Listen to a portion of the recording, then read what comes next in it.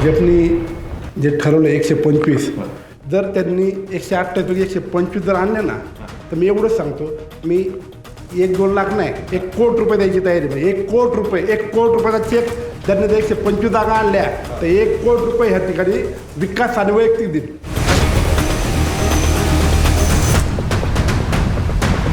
पिंपरी चिंचवडमध्ये भाजप विरुद्ध राष्ट्रवादी अशी थेट लढत आहे. अर्थातच आता वेगवेगळ्या युत्या आणि आघाड्या होत आहेत, मात्र ही लढत असल्या कारणाने प्रतिष्ठेची आहे, चुरशीची आहे आणि राज्याचं लक्ष या महानगरपालिका निवडणुकीकडे आहे.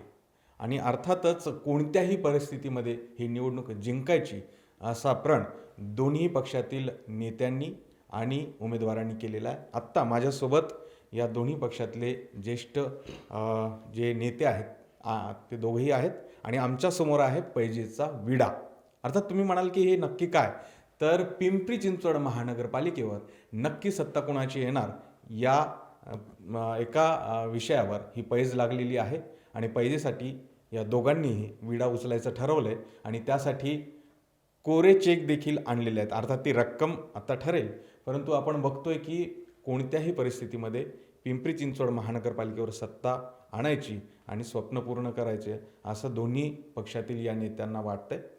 नक्की भाजपकडनं जी आत्ता घोषणा करण्यात आलेली आहे, अब की बार 125 पार असं या शहराचे भाजपचे आमदार शंकर जगताप म्हटलेले आहेत. आणि त्यामुळं 128 पैकी 125 जागा आम्ही जिंकणार आणि भाजपची एक हाती सत्ता या महानगरपालिकेवर असं भाजपच्या नेत्यांनाही वाटतंय. आणि नेमकं त्यांचं हे म्हणणं कितपत खरं आहे यावरच ही पैज लागलेली आहे. राष्ट्रवादीच्या नेत्यांनाही असं वाटतंय की ही जी पैज आहे ती आपण जिंकणार आणि राष्ट्रवादीची सत्ता येणार. सगळ्यात आधी आपण भाजपकडे जाऊया. भाऊ, तुम्ही हा विडा उचलताय का पैजेचा? हो, घ्या. 101%. राजूभाऊ दुर्गे ज्येष्ठ नेते आहेत इथे आणि त्यांनी उचललेला, काय म्हणणं आहे? मी भारतीय जनता पार्टी पिंपरी चिंचवड शहर जिल्ह्याच्या वतीनं आमचे निवडणूक प्रमुख आदरणीय आमदार शंकरभाऊ जगताप यांनी जो काल परवाच्या एका मुलाखतीमध्ये प्रण व्यक्त केला की 125 नगरसेवक आमचे 128 पैकी 125 नगरसेवक निवडून येतील अशी आमची आत्ता स्थिती आहे. आणि आम्ही भारतीय जनता पार्टीने अगोदरच अब की बार 100 पारचा नारा दिला होता. परंतु गेल्या पंधरवड्यात गेल्या काही दिवसांमध्ये परिस्थिती इतकी पोषक झालेली आहे की आमचे निवडणूक प्रमुख आमदार शंकरभाऊ जगतापांनी जो काही नारा दिला आहे तो निवडणूक प्रमुख म्हणून काम करत असताना आणि त्यांना जे काही जाणवलं आहे की आपण 100 पार नाही तर 125 पर्यंत आपण जातोय, याचा त्यांना अंदाज आल्यामुळंच त्यांनी तो त्या पद्धतीचा नारा दिला. आणि आम्ही भारतीय जनता पार्टीचे जिल्हा अध्यक्ष शत्रुघ्न बापू काटे, आमचे वरिष्ठ आमदार म्हणजे ज्येष्ठ 3 टाईमचे आमदार आहेत आमचे महेशदादा लांडगे, त्याचबरोबर आमचे युवा आमदार जे आहेत अत्यंत ॲक्टिव्ह आहेत आमचे अमितजी गोरके, त्याचबरोबर आमच्या सिनियर आमदार उमाताई खापरे, हे सगळे शंकर भाऊंच्या या घोषणेला आम्ही सगळ्यांनी कंबर कसून ठरवलं आहे की जे शंकर भाऊ बोलले तो विडा आम्ही या ठिकाणी तुमच्या चॅनलवर उचलून त्यांचा शब्द पूर्ण करून देण्यासाठी संपूर्ण भाजप पैज लावलेली आहे तुम्ही राष्ट्रवादीसोबत. अर्थातच राष्ट्रवादीला किती कॉन्फिडन्स आहे की आपण यावेळेस सत्ता आणणार, अतिशय प्रतिष्ठेची आणि तुमच्या सगळ्यांच्या भरवशावर अजितदादांनी इथे ही निवडणूक लढवायचं ठरवलेलं आहे. तुम्ही हा विडा उचलताय का आणि काय सांगाल? लगेच उचलतो. मी एवढंच सांगतो, भाजपनी जे ठरवलं 125 म्हणजे 128 पैकी 125 नगरसेवक त्यांचे निवडून असताना ठरवलं आणि त्याचा विडा त्यांनी उचलला. मी देखील हा विडा उचललेला आहे.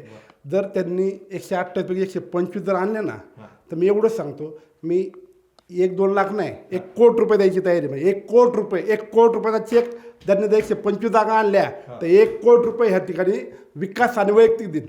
न्यूज 18 लोकमतच्या या व्यासपीठावर विकास साने जे आहेत त्यांनी पैजेचा विडा उचलत 1 कोटी रुपयाची शर्यत लावलेली आहे. अर्थातच त्यांचा यामागचा नेमका आत्मविश्वास काय आहे, का नाही असं वाटतं की ते भाजप इकडे येणार सत्तेमध्ये? असं मला एक सांगा, एवढं तर यांना कॉन्फिडन्स असता ते राष्ट्रवादीचे लोक कशाला घेत बसले असते? काय कारण आहे यांना? ह्यांच्याकडे ऑलरेडी लोक आहेत, मग ह्यांनी काय घेतले? म्हणजे ह्यांना कुठं तर ह्यांचा कॉन्फिडन्स हल्लेला आहे, म्हणून ते म्हणतात की अरे ये रे तू पण ये असं यांचे मागा लागतात. जे आमचे राष्ट्रवादी नगरसेवक आहेत की जे त्यांना माहिती हे निवडून येणार आहेत, ते मागं लागतात ते की नाही तू ये तू ये तू ये. हे काय राजभाऊ, खरं तर तुम्ही कोणाला बोलवलं, चर्चा तर ही पण आहे की मग राष्ट्रवादीची आयारामांची खूपच जास्त संख्या वाढती आहे आणि मग त्यांनी जसं कॉन्फिडन्स दाखवला की मग त्यांच्याशिवाय तुम्ही येऊ शकत नाही, काय म्हणण्याला अर्थ?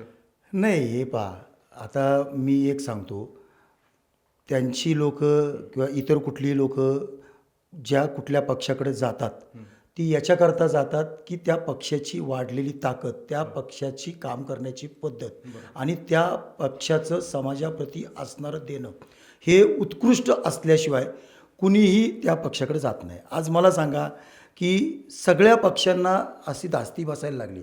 आम्ही तर कुणालाच बोलवायला जात नाही, परंतु आमच्याकडे येण्यासाठी अक्षरशः लाईन लावल्यासारखे सगळे कार्यकर्ते 128 जागासाठी 800 पेक्षा जास्त अर्ज आलेले आहेत. आणि हे कसं आहे की कुठंतरी आम्ही जेव्हापासून भारतीय जनता पार्टी महाराष्ट्रात, देशात आणि पिंपरी चिंचवड शहरामध्ये सत्तेत आली तेव्हापासून काम करण्याची भारतीय जनता पार्टीच्या नेत्यांची आणि कार्यकर्त्यांची पद्धत ही सर्वसामान्य नागरिकांना, सर्वसामान्य कार्यकर्त्यांना आणि त्याचबरोबर इतर पक्षातील नेत्यांना भावणारी अशी आहे. आणि म्हणूनच या कार्यपद्धतीकडे आकर्षित होऊन हे सर्व नेते जे आहेत हे भारतीय जनता पार्टीकडे येऊ पाहतात. पण मग 1 कोटी रुपयाची, म्हणजे मालदार पार्टी दिसत आहे, ते 1 कोटी रुपयाची शर्यत लावली आता. हो, वर्षानुवर्ष त्यांनी पिंपरी चिंचवड शहरावर राज्य केलं आहे, त्याच्यामुळे ते 1 कोटी रुपयाची पैसे लावतील.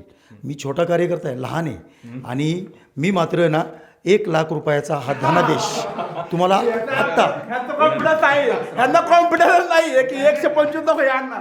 मी आजपर्यंत सत्ता गाजवली नाही, मी कधी इलेक्शनला उभं राहिलं नाही, मी पहिल्यांदाच इलेक्शन उभं राहतोय आणि मी कधी सत्ता नाही आहे. फक्त मला कॉन्फिडन्स आहे की 125 जागा यांच्या कधीच येऊ शकत नाही, कधीच येऊ शकत नाही. मग 108 125 जागा जे ह्यांनी जे ठीक आहे त्यांना जे वाटतं ते बोललेत आणि ह्यांचा कॉन्फिडन्स नाही म्हणून ते 1 लाख आले. आणि मी जे आहे मी एक सामाजिक कार्य करणार नाही, मी व्यवसाय, माझा व्यवसायातलं मी देतोय, मी काय पार्टीतलं देत नाही. म्हणजे मी ज्यावेळेस फॉर्म भरला त्यावेळेस माझं सगळं दिसणार आहे, हे माझे व्हाईट आहेत. प्रश्न पैशाचा नाहीच आहे, आत्मविश्वासाचाच आहे. मी सर्वसामान्य कार्यकर्ता आहे, मी माझी जेवढी पात्रता आहे त्या पात्रतेनुसार मी काय हे पैसे आमच्या पार्टीच्या नेत्यांना मागायला जाणार नाही. परंतु माझा जो आत्मविश्वास आहे तो आत्मविश्वास जर का फेल ठरला तर हे 1 लाख रुपये देताना सुद्धा मला माझ्या कमाईतली सही करून ठेवा, आता दोघेही साईन करून ठेवा. त्यामुळं खांदवे साहेब हे मूळचे स्थानिक आहेत, मला त्यांच्या पात्रतेबद्दल किंवा त्यांच्या संपत्तीबद्दल मला बोलायचं नाही आहे. परंतु जी काय आहे माझी जी क्षमता आहे, पैज ही पैज असते, ती 1 लाखाची असो किंवा 1 कोटीची असो. नाही, पण विकास भाऊ, खरं तर ही पैज लागली आता, पण तरीही शहरातला असा काय महत्त्वाचे प्रश्न वाटतात की ज्याचं मॅन्डेट तुम्हाला मिळेल आणि मतदार तुम्हाला यावेळेस संधी देतील, काय वाटतं? साहेब, मी एवढंच सांगेल की 2012पर्यंत महापालिकेमध्ये राष्ट्रवादी काँग्रेस पार्टीची सत्ता होती आणि त्यावेळेस अजितदादांनी जे काम केलेलं आहे, आता उदाहरण घ्यायचं म्हटलं तर आमचं जे गाव आहे नवीन समाविष्ट झालं होतं, त्यावेळेस जो DP प्लॅन तयार केले. मला DP प्लॅन ज्यावेळेस तयार केला साहेब, म्हणजे जे मेन रोड आहेत त्या मेन रोडला 500 मीटर असे 18 मीटरचे म्हणजे सर्व्हिस रोड केलेले आहेत. मग एवढं भारी नियोजन त्या ठिकाणी केलं दादांनी की आयुष्यात कधी ट्रॉफिक होऊ शकत नाही. परंतु त्या ठिकाणी 2012 नंतर डेव्हलपमेंट थांबली. आणि अजून एक मुद्दा सांगतो की आपल्याला माहीत असेल की त्यावेळेस 24 तास पाणी मिळत होतं शहराला, म्हणजे दिवसाआड पाण्याचा कधी विषयच नव्हता. 24 तास नाही पण कमी रोज पाणी येत होतं, हे तर कन्फर्म आहे. आणि 24 तास पाणी येण्यासाठी त्यावेळेस यमुननगरचा त्या ठिकाणी एक प्रभाग आपण हे केला होता की 24 तास पाणी कसं मिळेल ह्याच्यासाठी तो प्रयत्न केला होता. आज अशी परिस्थिती आहे की पाणी दिवसाआड केले, दिवसाआड करूनसुद्धा त्याची वेळ निश्चित नाही आहे. आता कसं आहे, चहाची वेळ लोकांची निश्चित आहे पण पाण्याची वेळ निश्चित नाही. म्हणजे लोकांना माहीत नाही की पाणी येईल का नाही ही पण मूलभूत सुविधा ज्या आहेत ते पिंपरी चिंचवडमध्ये सामान्य नागरिकांपर्यंत मिळत नाही आहेत. मग 9 वर्ष ज्यांची सत्ता आहे, भाजपने दिलं काय?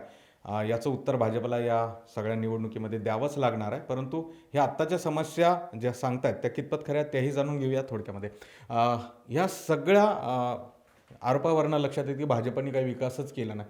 आपण काय प्रोजेक्ट आणले आणि एकंदरीत हे ज्या समस्या दिसत आहेत यावरही काही उपाय चालले आहेत? नाही, पाणी समस्या हा जो विषय आहे याच्याकडे जर तुम्ही प्रॅक्टिकल पद्धतीनं पाहिलं तर मागच्या 20 वर्षापूर्वीचं 25 वर्षाचं शहर, त्याची लोकसंख्या आणि आत्ताचं शहर, त्याची लोकसंख्या आणि पुढच्या 25 वर्षातलं शहर आणि त्याची लोकसंख्या, या सगळ्याचा विचार करता मागच्या वेळेस दादांची सत्ता जी होती त्यावेळेसची लोकसंख्येच्या मानाने ती दर दिवसाला पाणी येणं हे साहजिक होतं, कारण लोकसंख्या कमी होती.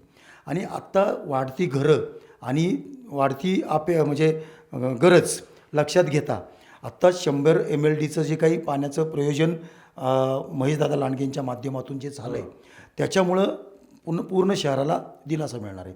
आत्ता तुम्ही पाहिलं की 1 दिवसाआड पाणी हे संपूर्ण शहराला 1 दिवसाआडच मिळतं, परंतु एकदम व्यवस्थितरित्या पाणी मिळतं आणि कुठल्याही पद्धतीची तक्रार ही नागरिकांची नाही आहे. नागरिकांना पाणी 1 दिवसाआडच पाहिजे, परंतु तो फोर्सनी पाहिजे आणि व्यवस्थित पाहिजे, आणि ती अपेक्षा भारतीय जनता पार्टीच्या सत्ताकरणामध्ये पूर्ण झालेली. भविष्याच्या 25 वर्षाचं पाण्याचा प्रश्न या शहरात येऊ नये यासाठी भारतीय जनता पार्टी पूर्णपणे कार्यरत आहे.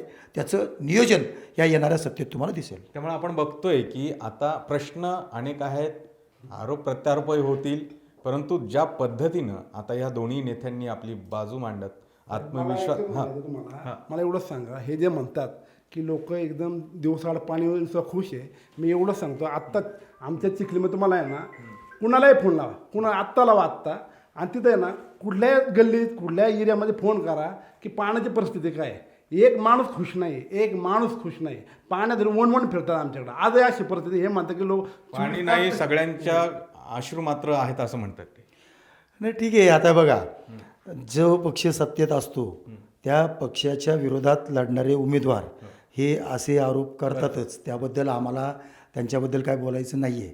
आम्हाला माहिती आहे की शहरात ज्या काही पद्धतीच्या सुविधा द्यायला पाहिजे त्या सुविधा देऊन त्याच्यापेक्षाही जास्त प्रमाणात हे शहर व्यवस्थित कसं होईल यासाठीचा भारतीय जनता पार्टीचा नारा आहे.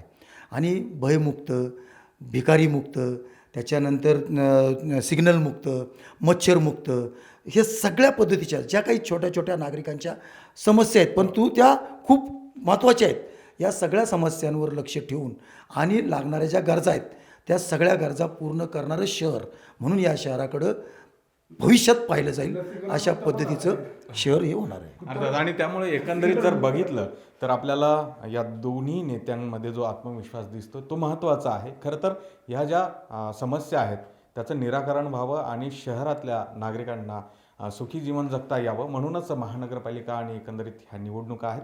अर्थात येणारा काळ ठरवणार आहे की या सगळ्या ज्या प्रतिष्ठेच्या निवडणुका ज्यांनी केलेल्या आहेत, सत्तेसाठी जे प्रयत्न करत आहेत, त्या या प्रमुख 2 पक्षापैकी या शहरातला मतदार नक्की कौल कुणाला देईल. तुर्तास एवढंच. धन्यवाद.